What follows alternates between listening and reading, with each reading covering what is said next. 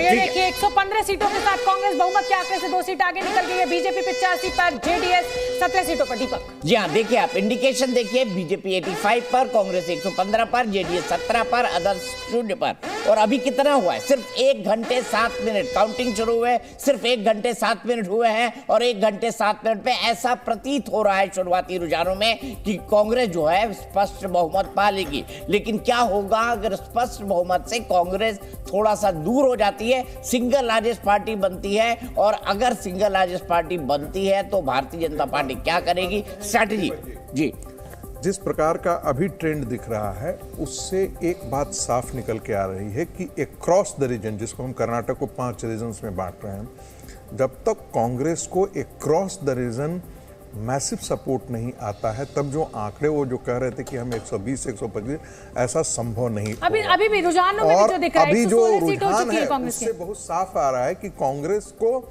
एक तरफा मैंडेट कहीं से दिख नहीं रहा है रुझानों में ये बताना भी यहाँ पे और जरूरी है इसलिए कि मुझे 2000 ऐसा लगता है जी। कि जो दोनों नेक टू नेक होंगे, दोनों नेक टू नेक होंगे। हाँ, हो सकता है कि भारतीय जनता पार्टी स्टूडियो में बैठकर जी न्यूज में के स्टूडियो में बैठकर दावा कर रहे हैं कि बिल्कुल नेक टू नेक टक्कर होगी। कांग्रेस कहीं भी 124 और 140 सीटों के आंकड़े को नहीं छू पाएगी। लेकिन इस समय जो टैली बता रही है 224 में से 217 सीटों का रुझान आ चुका है, 7 सीटों का रुझान और बचा हुआ है। उसमें कांग्रेस जो है वो बहुमत के आंकड़े से 4 सीटों आगे है, यानी 117 सीट पर पहुंच चुकी है। लीजिए 118 हो गई है, जेडीएस की कम हो रही है सीटें और इधर कांग्रेस की बढ़ रही है। उधर बीजेपी की भी धीमी गति से बढ़ रही है, लेकिन बढ़ रही है। बीजेपी को 82 सीटें मिल रही है, कांग्रेस को 118 और जेडीएस को 17। देखिए यहाँ पर अगर क्लियर मैंडेट चाहिए तो कांग्रेस को हर हालत में 118 से 120 सीटें चाहिए।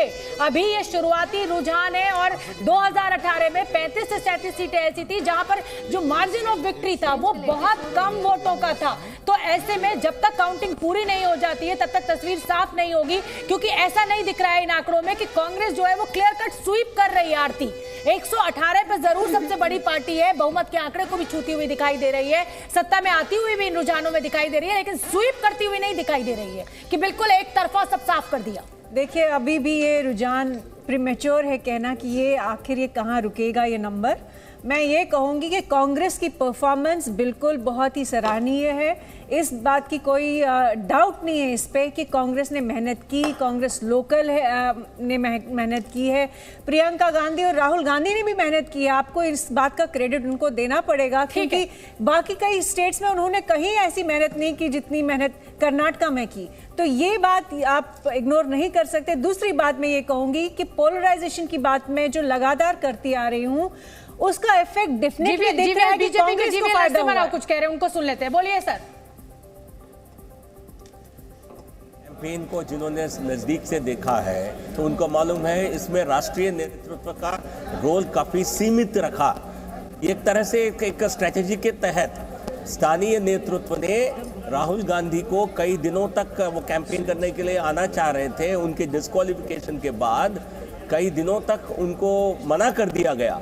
तो उनको कहा उनका ये तो एक स्ट्रैटेजी थी कि हमें स्थानीय नेतृत्व पर चुनाव लड़ना है, राष्ट्रीय नेतृत्व को मैदान में लाना नहीं है, क्योंकि हमारे लिए नुकसान साबित होता है।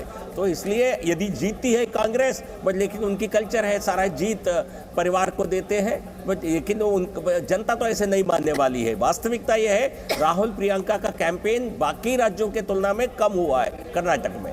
लीजिए आरती टिक्कू, आपकी बात का तो नरसिम्हा राव साहब आप अपने आप को सांत्वना पुरस्कार दे रहे हैं ये कह के? ऐसा नहीं है। क्या आप ये कह के सांत्वना पुरस्कार दे रहे हैं?